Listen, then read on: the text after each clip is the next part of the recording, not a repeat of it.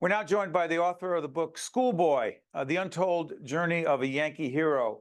And he is Tim Manners. Good to see you, Tim. Great to see you, Steve. Thanks for having me.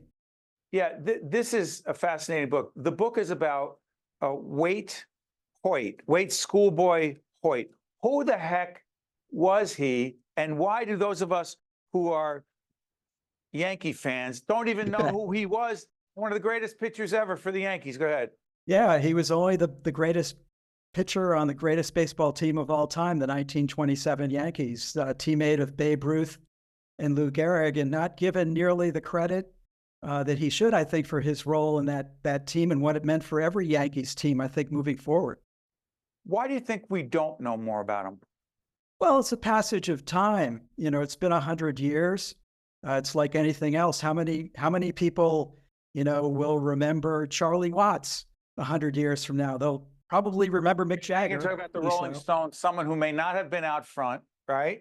Right. You remember Mick Jagger, but not Charlie Watts.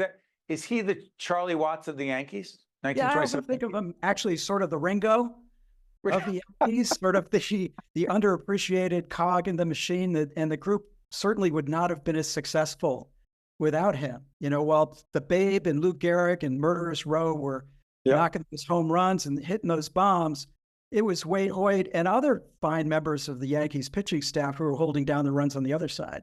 Waite Hoyt was signed by the New York Giants at 15 years of age, becoming the youngest ever in Major League Baseball. What the heck? How does that happen at 15? Well, he was very talented. It's actually a good question.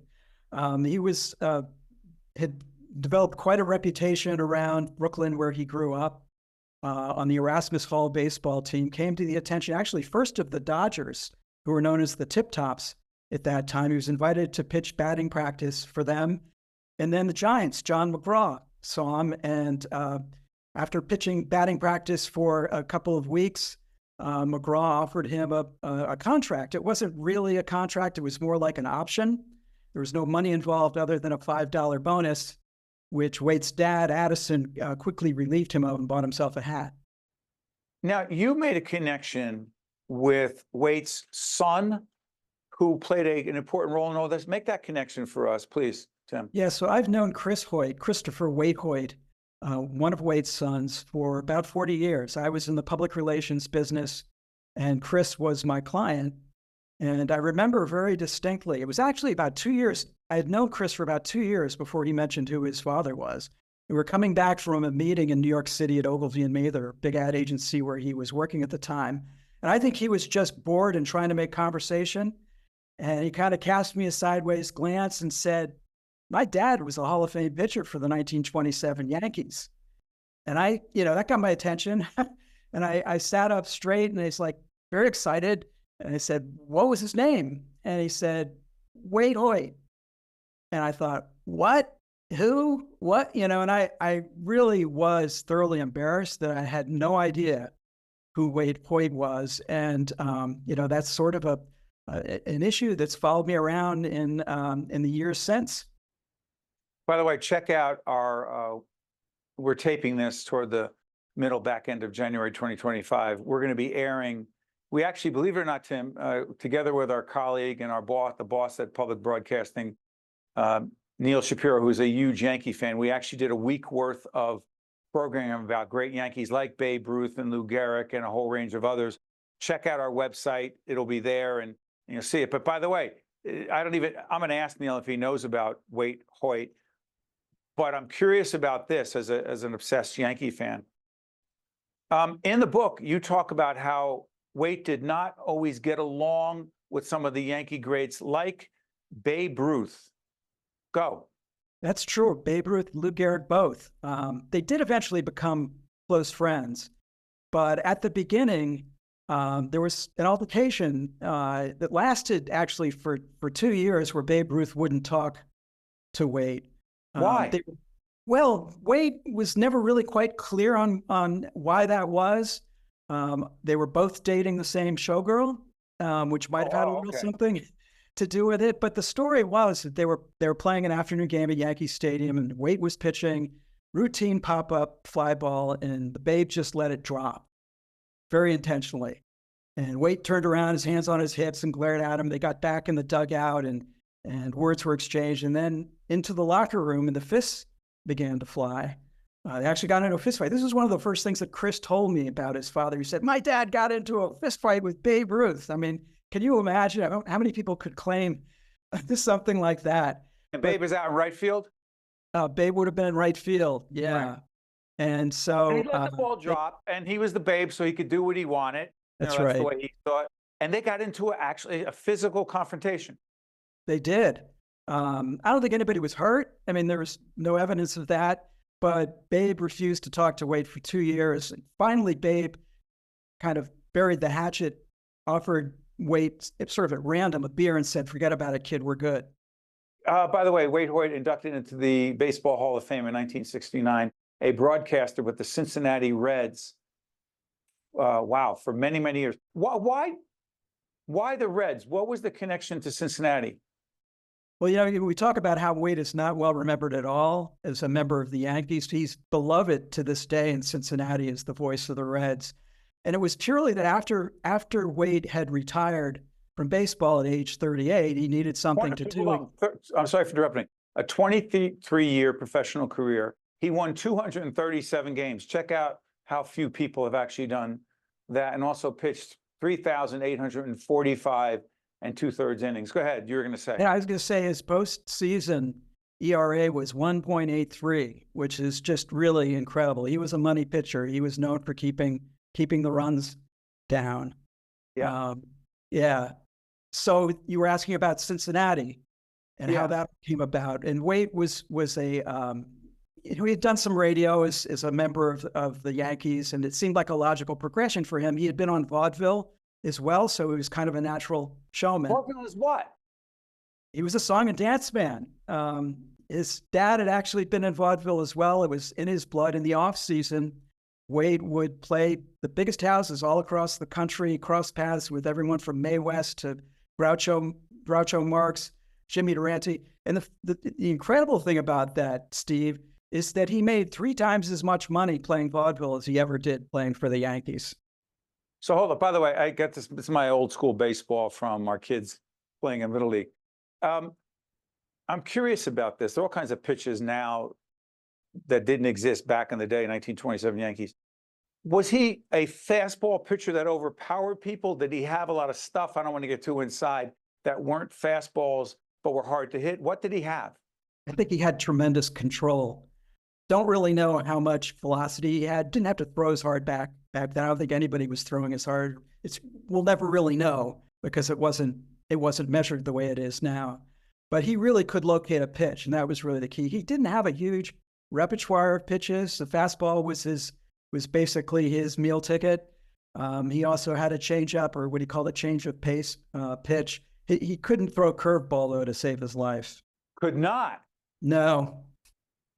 Self-admittedly. What he could do, and he did socialize and hang out with the infamous mobster Al Capone. Please talk about that. That's maybe my favorite story in the whole book. So Waite was out in Chicago. It was an away series with the White Sox, and he and Joe Dugan and Bob Musil and a couple of the other Yankees went to a speakeasy that was owned by Al Capone. And Joe Dugan was kind of a wisecracker, and he bellied up to the bar and said to the bartender, "Hey, any chance we can meet the big guy?" And the bartender said, "Why, are you serious?" And Dugan said, "Well, why, sure, of course." And next thing they know, that there is an armored vehicle parked outside this speakeasy, whisking them across Chicago to Capone's hotel. And they go up in this freight elevator. By the way, Capone lived in a hotel. He took over the Chicago mob from Johnny Torrio, and also loved baseball, as I remember. Go ahead. He kept his office at this particular hotel. Right. So they go to the hotel in the armored car? Yeah, they took him to a hotel in an armored car into this freight elevator. They were told to keep their hands out of their pockets. They stopped at every floor. There was an armed guard at each floor. They get to Capone's floor. They walk down this long hallway to Capone's office, this huge cavernous room, and he's there sitting behind a desk. And behind him on the wall, there's a picture of George Washington and Abraham Lincoln. So Joe Dugan, being Dugan, steps up, extends his hand and says, 3 great men, George, Abe, and Al. And Al Capone just thought that was hilarious. So he ordered in a case of champagne, and they just spent an afternoon shooting the breeze. No real record of what they said, but quite an incredible incident.